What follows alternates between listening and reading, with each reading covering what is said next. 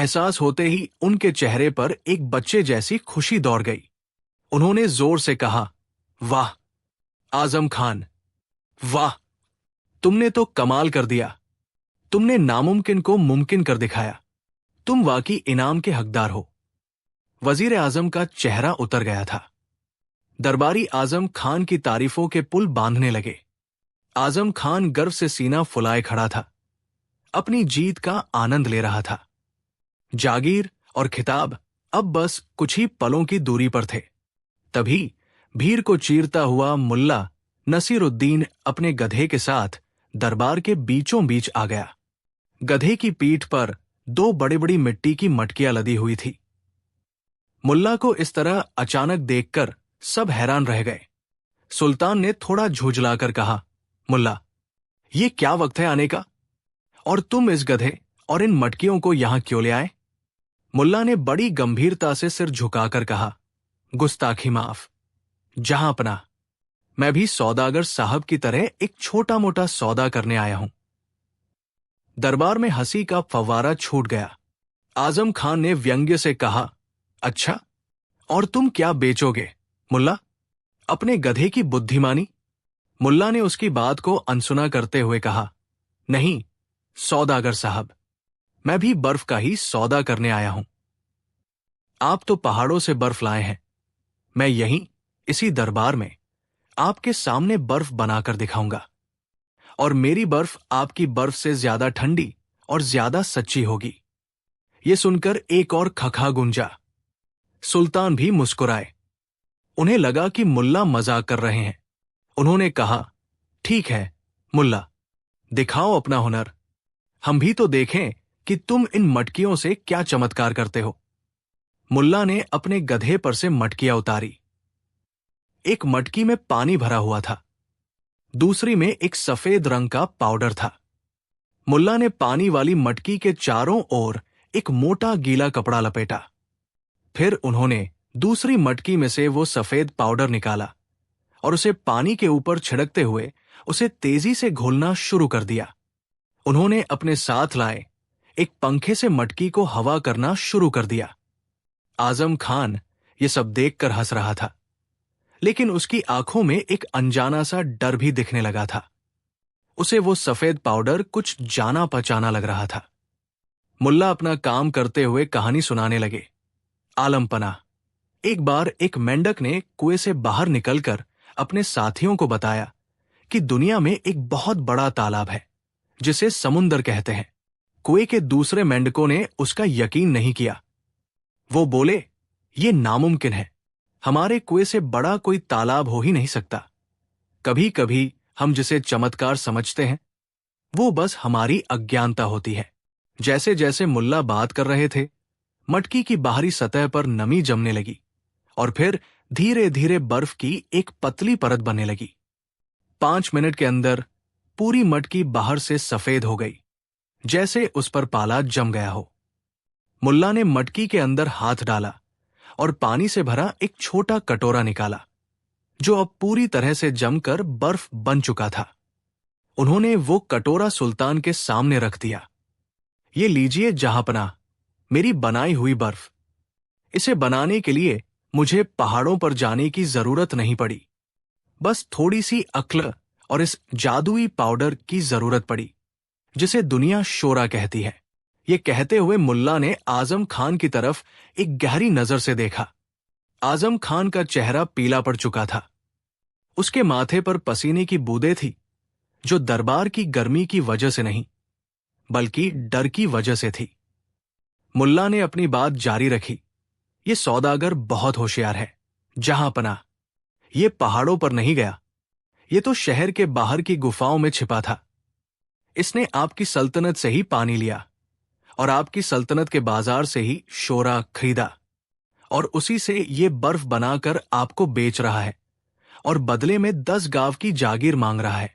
इसका सौदा बर्फ का नहीं, धोखे का है। दरबार में मौत जैसा सन्नाटा छा गया। सबकी आंखें फटी की फटी रह गई। सुल्तान का चेहरा गुस्से से लाल हो गया।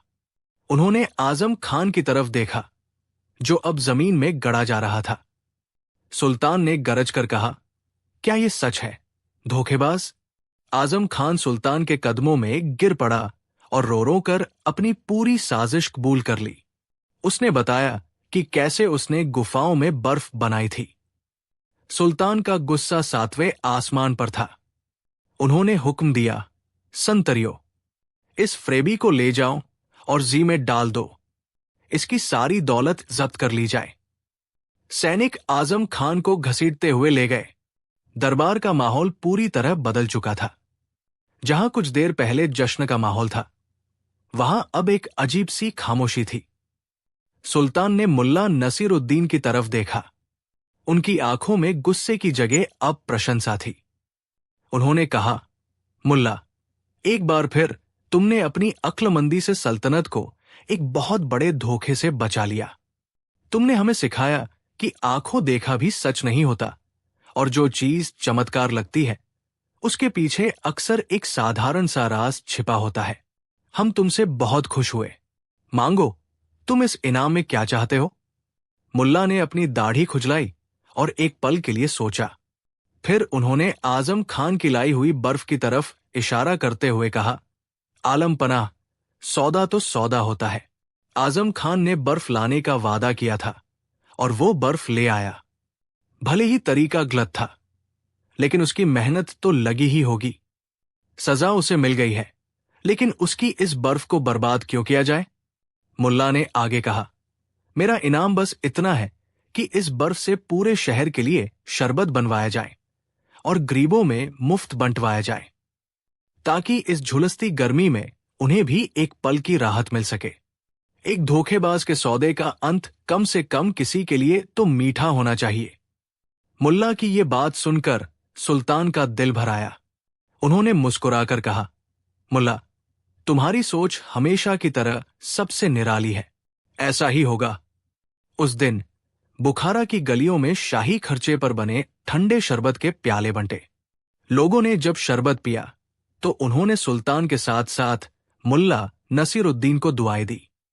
वे जान गए थे कि दरबार में भले ही बर्फ का सौदा एक धोखा था, लेकिन मुल्ला की इंसानियत का सौदा हमेशा की तरह खरा और सच्चा था।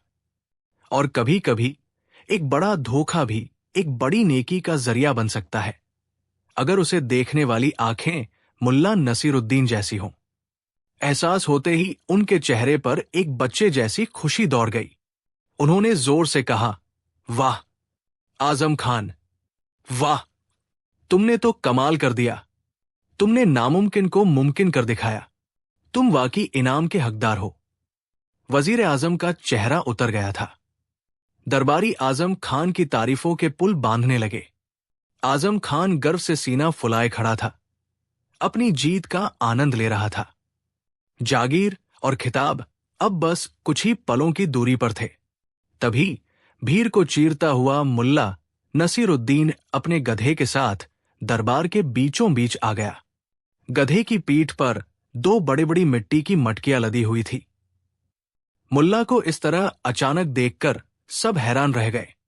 सुल्तान ने थोड़ा झुंझलाकर कहा, मुल्ला, ये क्या वक्त है आने का? और तुम इस गधे और इन मटकियों को यहां क्यों ले आए? मुल्ला ने बड़ी गंभीरता से सिर झुकाकर कहा, गुस्ताखी माफ, जहां अपना, मैं भी सौदागर साहब की तरह एक छोटा मोटा सौदा करने आया हूं। दरबार में हंसी का फव्वारा छूट गया। आजम खान ने व्यंग्य से कहा, अच्छा, और तुम क्या बेचोगे मुल्ला? अपने गधे की बुद्धिमानी?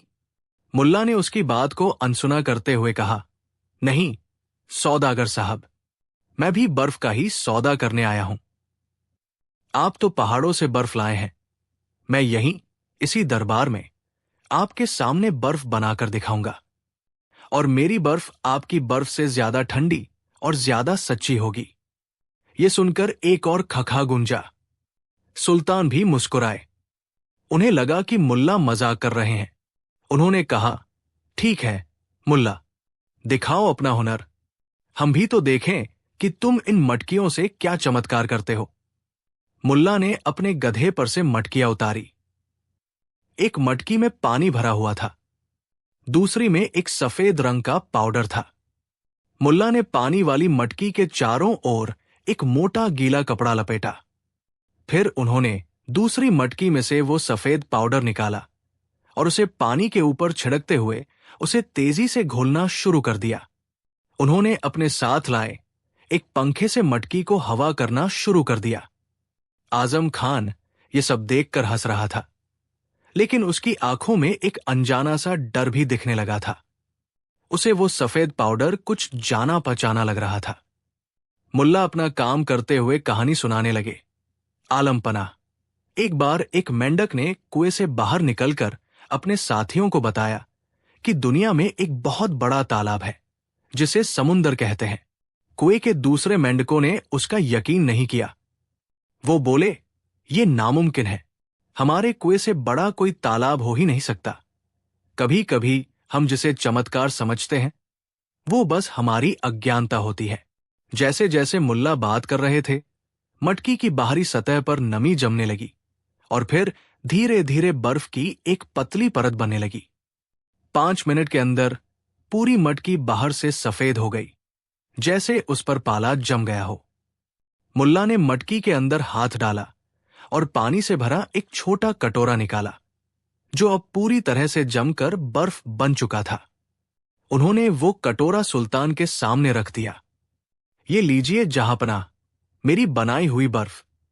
इसे बनाने के लिए मुझे पहाड़ों पर जाने की जरूरत नहीं पड़ी, बस थोड़ी सी अक्ल और इस जादुई पाउडर की जरूरत पड़ी जिसे दुनिया शोरा कहती है। ये कहते हुए मुल्ला ने आजम खान की तरफ एक गहरी नजर से देखा। आजम खान का चेहरा पीला पड़ चुका था। उसके माथे पर पसीने की बूंदें थी, जो दरबार की गर्मी की वजह से नहीं बल्कि डर की वजह से थी। मुल्ला ने अपनी बात जारी रखी। ये सौदागर बहुत होशियार है जहांपनाह। ये पहाड़ों पर नहीं गया, ये तो शहर के बाहर की गुफाओं में छिपा था। इसने आपकी सल्तनत से ही पानी लिया और आपकी सल्तनत के बाजार से ही शोरा खरीदा और उसी से ये बर्फ बनाकर आपको बेच रहा है और बदले में 10 गांव की जागीर मांग रहा है। इसका सौदा बर्फ का नहीं, धोखे का है। दरबार में मौत जैसा सन्नाटा छा गया। सबकी आंखें फटी की फटी रह गई। सुल्तान का चेहरा गुस्से से लाल हो गया। उन्होंने आजम खान की तरफ देखा जो अब जमीन में गड़ा जा रहा था। सुल्तान ने गरज कर कहा, क्या यह सच है, धोखेबाज? आजम खान सुल्तान के कदमों में गिर पड़ा और रो रो कर अपनी पूरी साजिश कबूल कर ली। उसने बताया कि कैसे उसने गुफाओं में बर्फ बनाई थी। सुल्तान का गुस्सा 7वें आसमान पर था। उन्होंने हुक्म दिया, संतरियो, इस फ्रेबी को ले जाओ और जी में डाल दो। इसकी सारी दौलत जब्त कर ली जाए। सैनिक आजम खान को घसीटते हुए ले गए। दरबार का माहौल पूरी तरह बदल चुका था। जहां कुछ देर पहले जश्न का माहौल था, वहां अब एक अजीब सी खामोशी थी। सुल्तान ने मुल्ला नसीरुद्दीन की तरफ देखा। उनकी आंखों में गुस्से की जगह अब प्रशंसा थी। उन्होंने कहा, मुल्ला, एक बार फिर तुमने अपनी अक्लमंदी से सल्तनत को एक बहुत बड़े धोखे से बचा लिया। तुमने हमें सिखाया कि आंखों देखा भी सच नहीं होता और जो चीज चमत्कार लगती है उसके पीछे अक्सर एक साधारण सा राज छिपा होता है। हम तुमसे बहुत खुश हुए। मांगो, तुम इस इनाम में क्या चाहते हो? मुल्ला ने अपनी दाढ़ी खुजलाई और एक पल के लिए सोचा। फिर उन्होंने आजम खान की लाई हुई बर्फ की तरफ इशारा करते हुए कहा, आलमपनाह, सौदा तो सौदा होता है। आजम खान ने बर्फ लाने का वादा किया था और वो बर्फ ले आया। भले ही तरीका गलत था, लेकिन उसकी मेहनत तो लगी ही होगी। सजा उसे मिल गई है, लेकिन उसकी इस बर्फ को बर्बाद क्यों किया जाए? मुल्ला ने आगे कहा, मेरा इनाम बस इतना है कि इस बर्फ से पूरे शहर के लिए शरबत बनवाया जाए और गरीबों में मुफ्त बंटवाया जाए, ताकि इस झुलसती गर्मी में उन्हें भी एक पल की राहत मिल सके। एक धोखेबाज के सौदे का अंत कम से कम किसी के लिए तो मीठा होना चाहिए। मुल्ला की ये बात सुनकर सुल्तान का दिल भर आया। उन्होंने मुस्कुराकर कहा, मुल्ला, तुम्हारी सोच हमेशा की तरह सबसे निराली है। ऐसा ही होगा।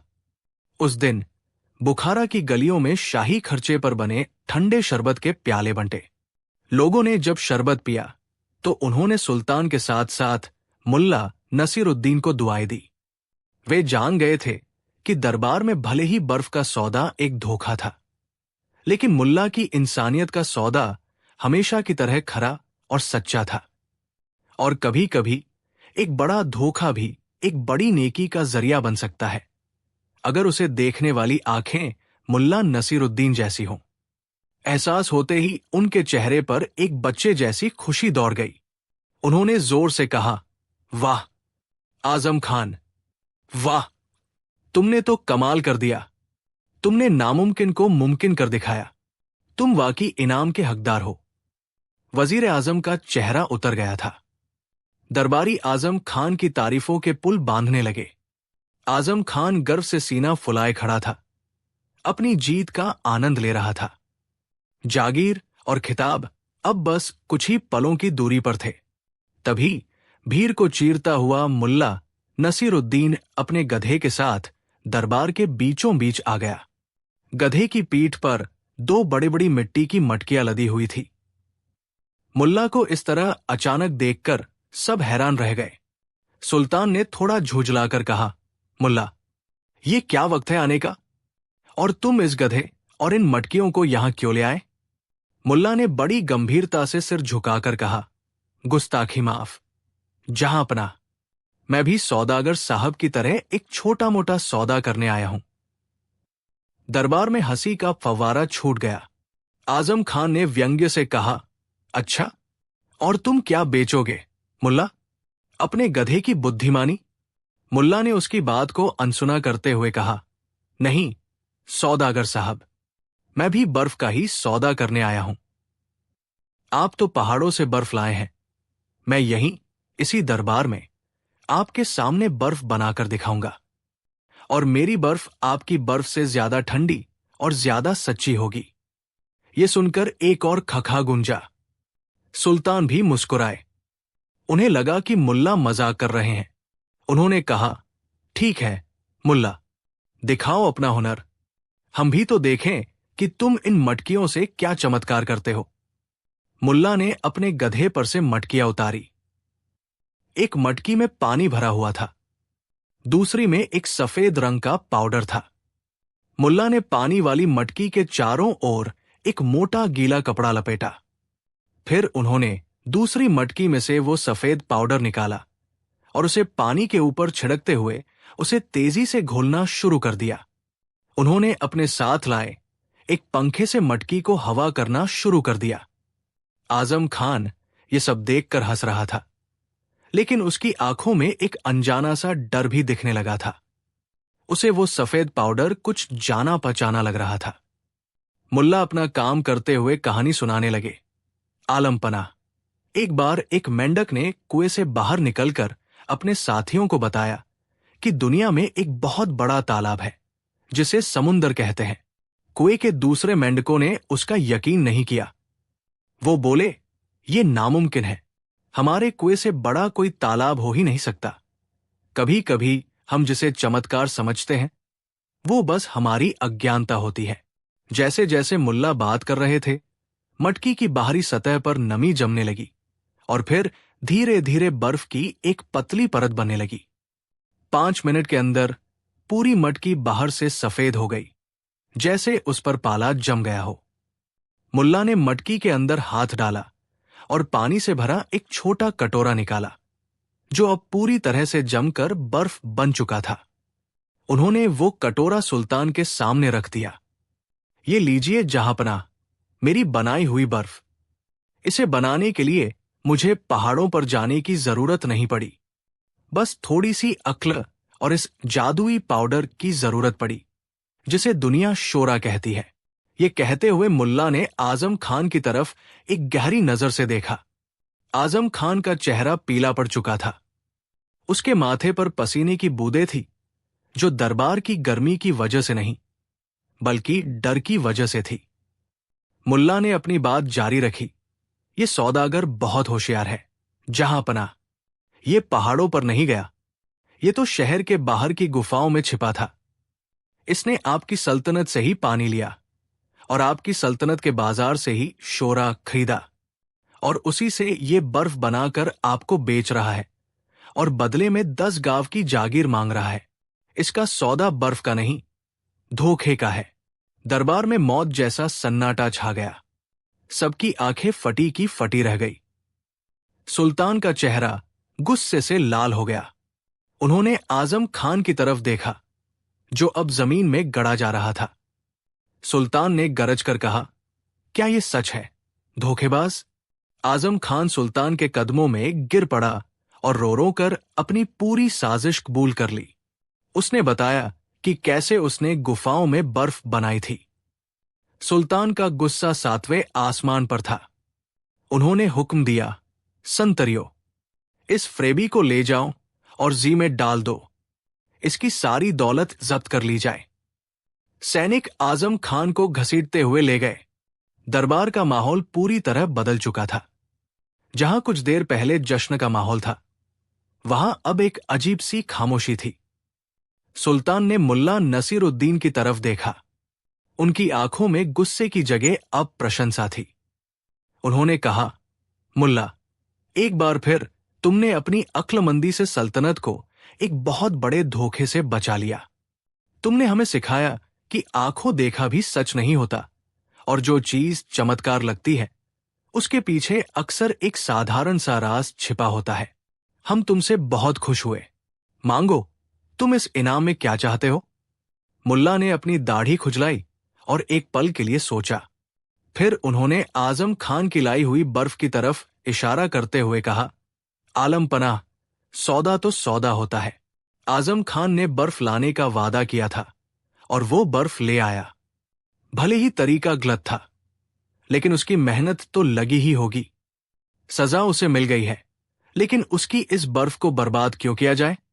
मुल्ला ने आगे कहा, मेरा इनाम बस इतना है कि इस बर्फ से पूरे शहर के लिए शरबत बनवाया जाए और गरीबों में मुफ्त बंटवाया जाए, ताकि इस झुलसती गर्मी में उन्हें भी एक पल की राहत मिल सके। एक धोखेबाज के सौदे का अंत कम से कम किसी के लिए तो मीठा होना चाहिए। मुल्ला की ये बात सुनकर सुल्तान का दिल भर आया। उन्होंने मुस्कुराकर कहा, मुल्ला, तुम्हारी सोच हमेशा की तरह सबसे निराली है। ऐसा ही होगा। उस दिन बुखारा की गलियों में शाही खर्चे पर बने ठंडे शरबत के प्याले बंटे। लोगों ने जब शरबत पिया तो उन्होंने सुल्तान के साथ साथ मुल्ला नसीरुद्दीन को दुआएं दी। वे जान गए थे कि दरबार में भले ही बर्फ का सौदा एक धोखा था, लेकिन मुल्ला की इंसानियत का सौदा हमेशा की तरह खरा और सच्चा था। और कभी कभी एक बड़ा धोखा भी एक बड़ी नेकी का जरिया बन सकता है, अगर उसे देखने वाली आंखें मुल्ला नसीरुद्दीन